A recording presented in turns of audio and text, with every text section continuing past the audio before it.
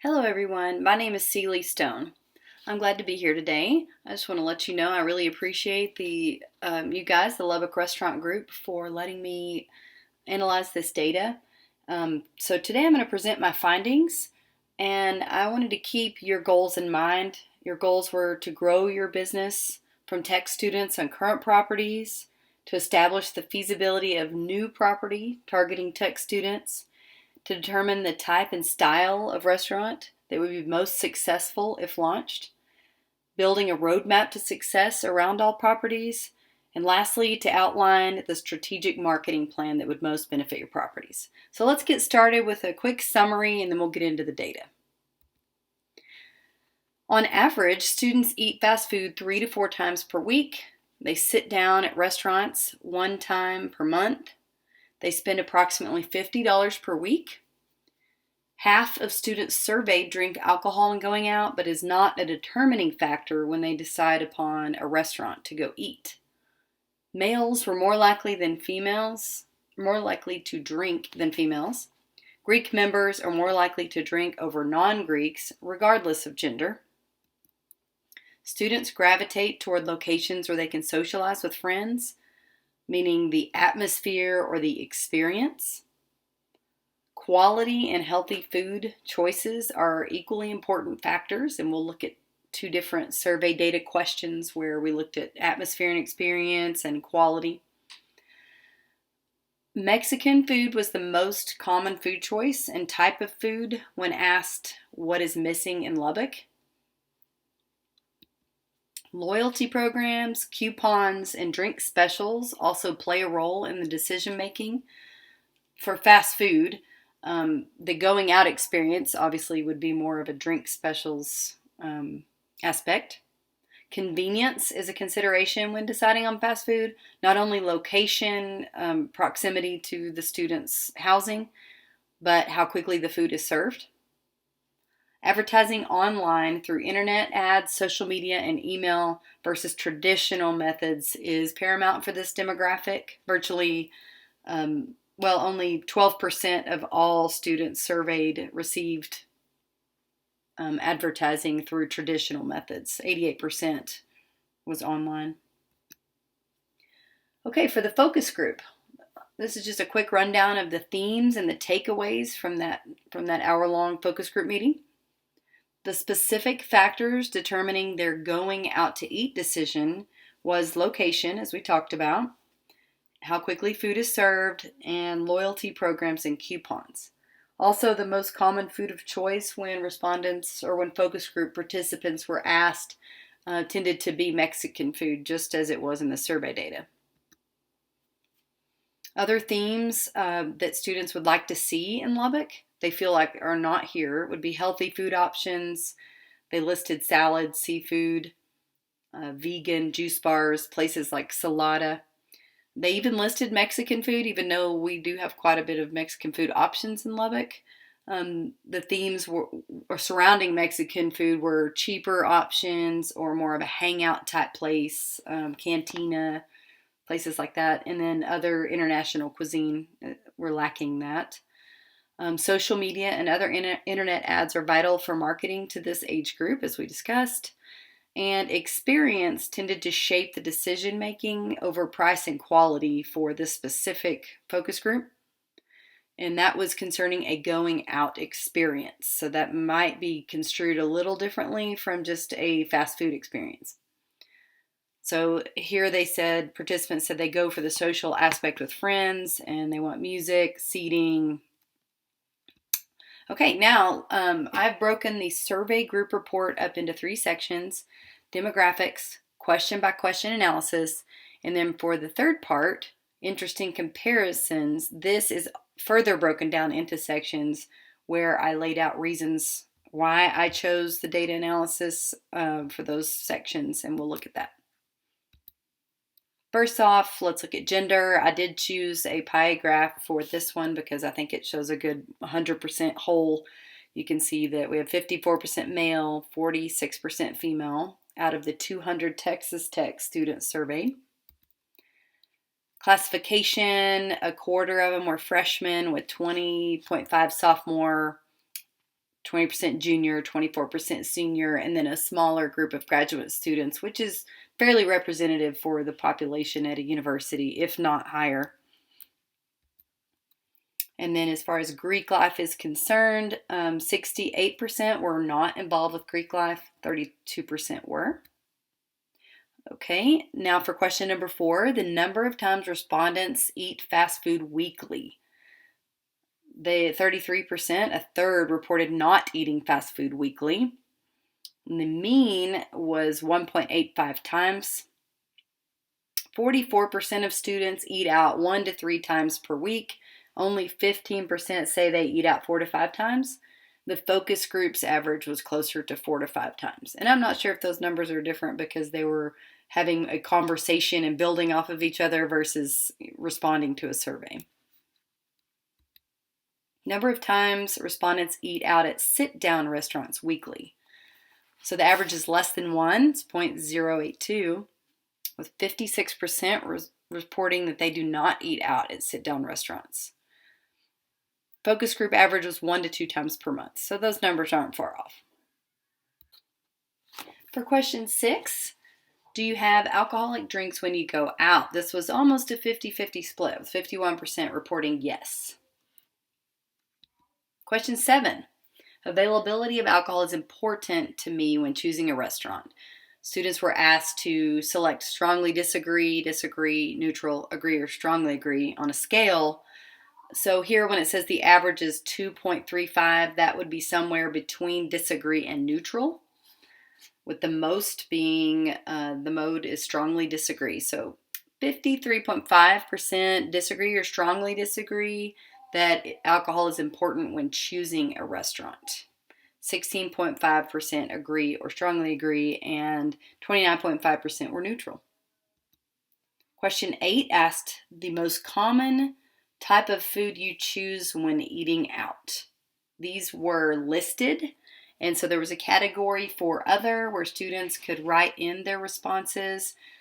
So for the purpose of this analysis, I categorized all of the written responses together with others, so that was just 7%. So Mexican food was first with 22.5%, pizza 19, burgers 16, and wings 15.5. We're going to look at those top 4 again in a little bit when we start doing group comparisons. These findings are consistent with the focus group where Mexican food was also favored. Question 9.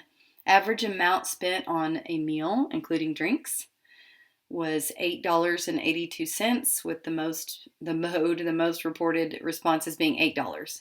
So 61% of respondents spent between $6 and $10, and 26.5% spent between $11 and $15.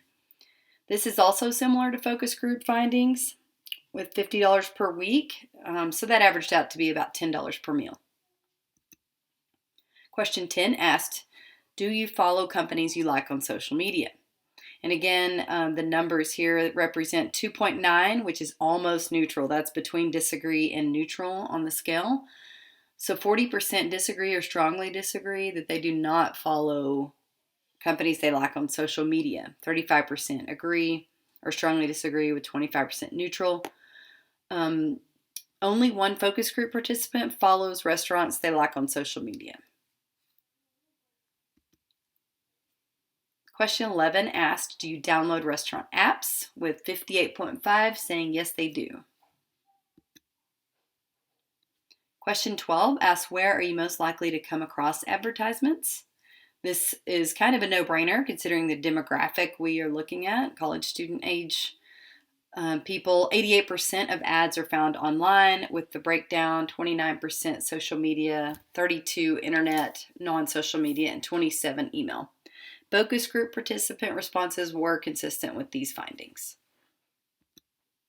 Question 13, do you join loyalty programs of restaurants? Only 37.5% reported yes, with 62.5% no.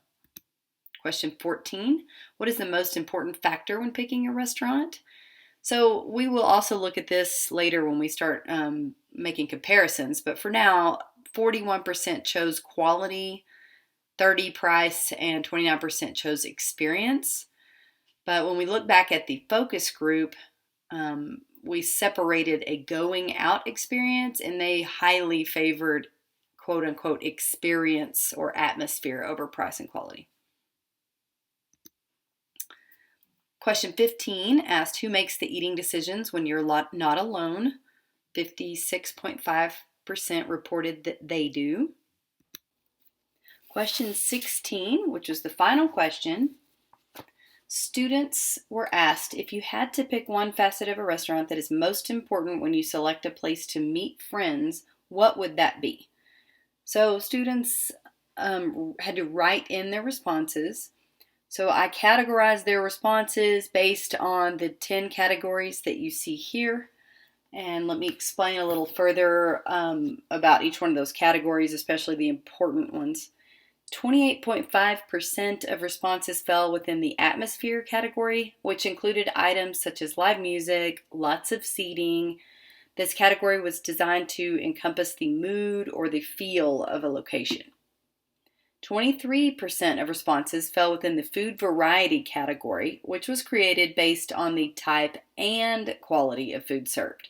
It included terms such as healthy options, fresh, and quality. 19.5% of respondents fell into the value-added category. The intent was to have a category based on affordability and large portions. It included responses such as cheap, affordable, coupons, and buffet. I included buffet in this category for value-added since it is closely related to affordability and large portions. Therefore, I do recognize that someone else could interpret that data differently. Focus group responses aligned with this data. Atmosphere was their number one concern. Now, let's look at some of the comparisons with this data. Section 1. Section 1, we compare gender and Greek involvement as well as who decides to consume alcohol with dinner. As you can see, respondents were very similar as far as who all is involved with the Greek life. Males and females was fairly even across the board. Now let's look at gender with who decides to drink alcohol. 54.9% of males, so males would be more likely to consume alcohol with dinner than females. And this is not Greek life, this is just strictly males and females. Now we're going to look at whether you're in a fraternity or sorority and you choose to drink alcohol. Largely, 68.6% of respondents that were involved in a fraternity or a sorority do drink alcohol at restaurants.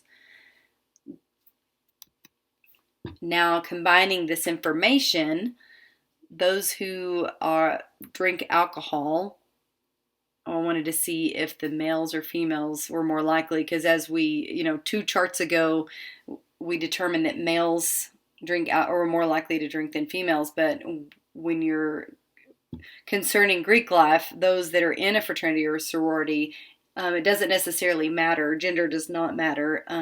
They drink alcohol similarly, about a third. So the summary is males were more likely to drink alcohol with dinner than females. Greek life members were more likely to drink than non-Greek members, regardless of gender. Section 2. This is where we address the type and style of restaurant that would be most successful in targeting Texas Tech students. So we compared which food types are most popular, along with which facet was most preferred. Now, I do want to say here, 73% of the respondents chose one of the 4 categories: Mexican food, pizza, burgers, and wings. So we will be looking at comparisons with that group along with the most preferred facet. So that was question 16, if you'll recall, where I had to code the data.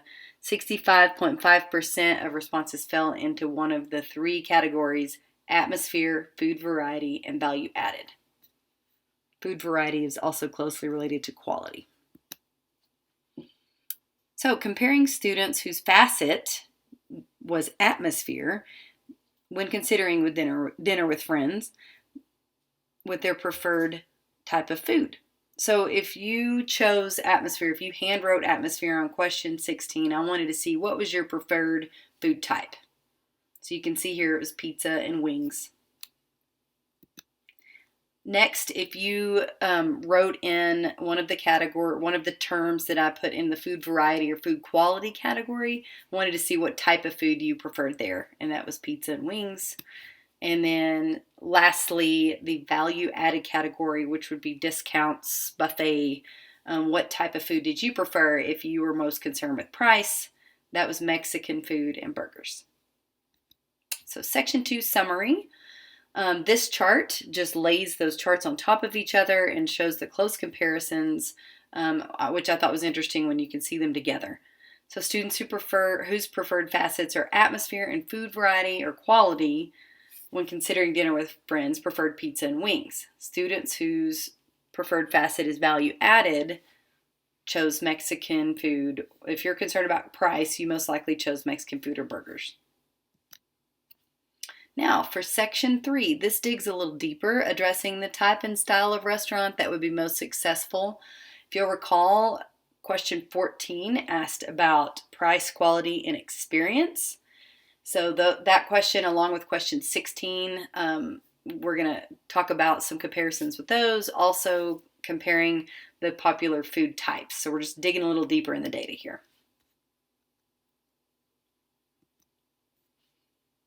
Okay, for chart 9, comparing most important factor in choosing a restaurant with preferred type of restaurant. So respondents who chose quality are more likely to frequent wing and Mexican food places.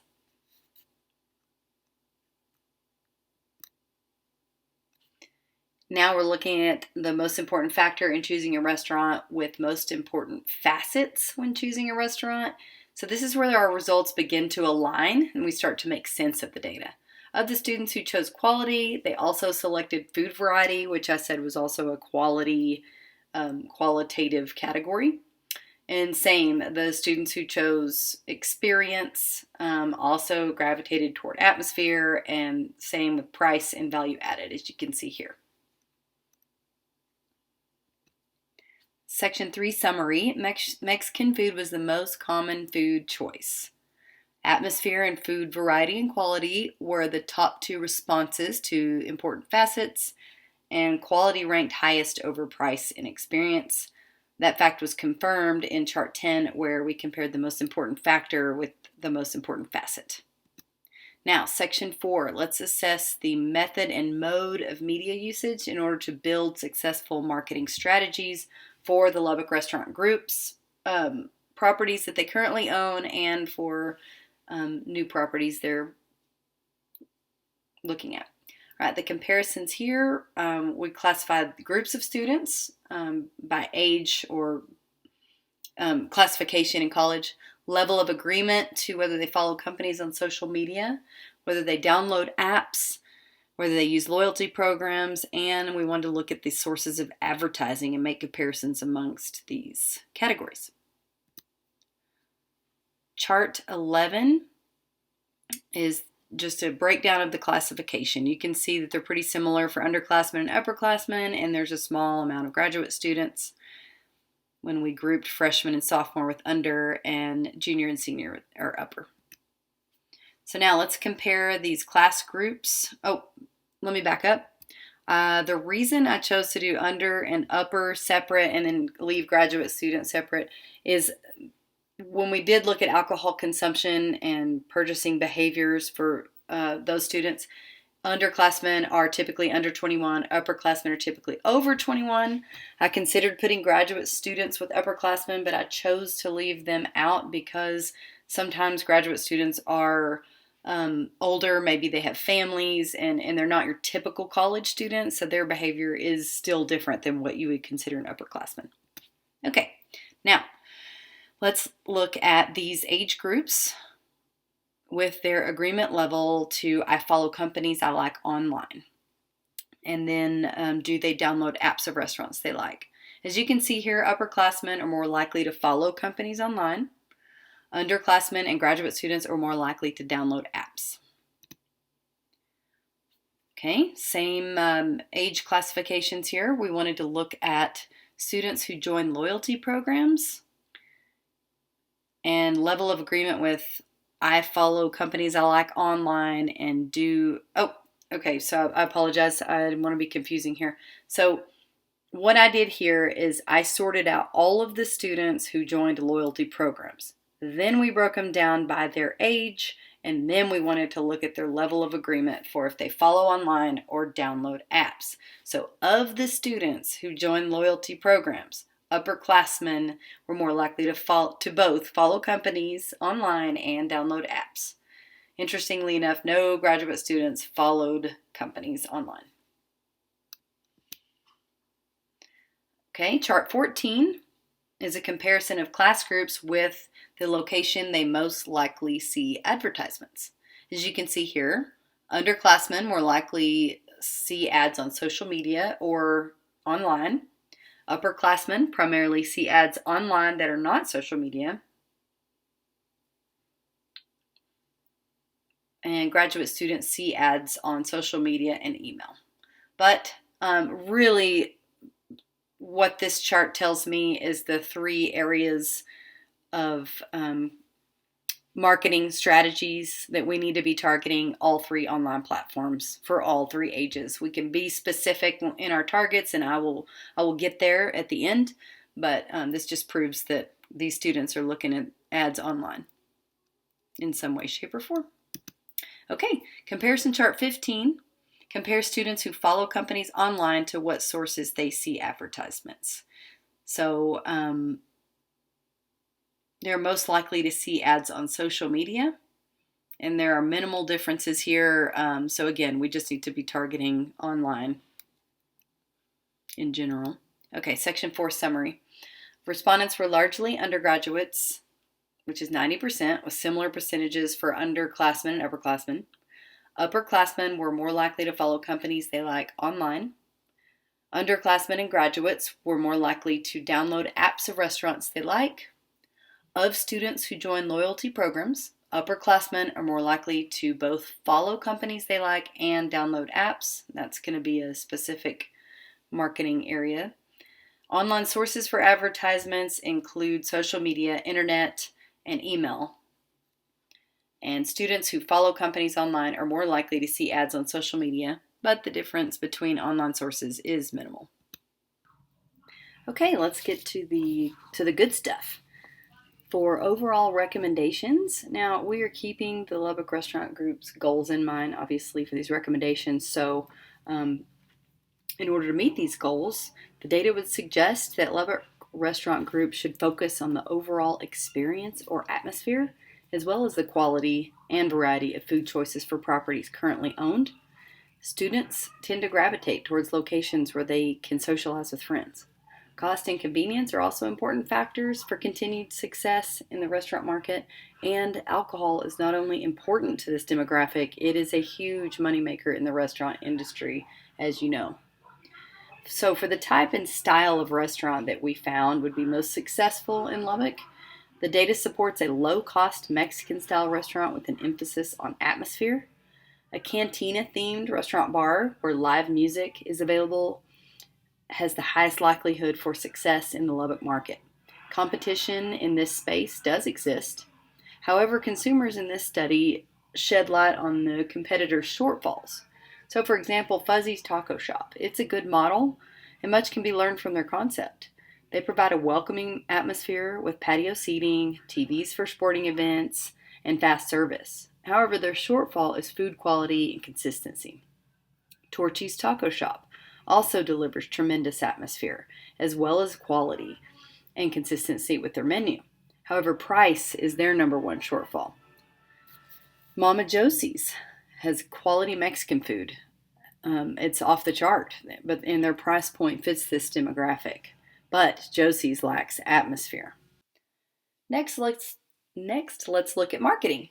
Marketing to Texas Tech students is going to be most effective through a three-pronged digital approach. The first prong consists of email campaigns. In order to bolster LRG's email database, a company-wide promotion should be implemented, incentivizing membership to loyalty programs. Emails should specifically target upperclassmen and graduate students. 1/3 of each of those age groups reported seeing ads via email. Also, our data shows of the students who join loyalty programs, upperclassmen are likely to follow companies online and download apps of restaurants they like. This gives LRG another avenue for marketing to that specific group. Second, a well-constructed social media campaign should be developed with a focus on underclassmen and graduate students, with 1/3 of each of those groups reporting ads they see via social media. And finally, the third prong is internet marketing and retargeting ads online. Specifically, LRG should target upperclassmen. That group is most likely to see ads online over other ages, and they are likely to follow companies they see online. LRG should also target upperclassmen involved with Greek life in their locations that serve alcohol. Now, the recommendation that we have after analyzing the data is that the Lubbock Restaurant Group should put in a cantina. Developing a high-quality, low-cost Mexican food cantina, LRG should include ample TVs for sporting events, an open concept feel with plenty of seating and availability of live music. Lubbock Restaurant Group should implement a loyalty program and offer frequent coupons for food and drink specials to drive business in this market. Food should be the highest quality possible for the price point with healthy options available and average about $10 per person, including drinks. And that wraps up our presentation today. I appreciate your time. Thank you very much.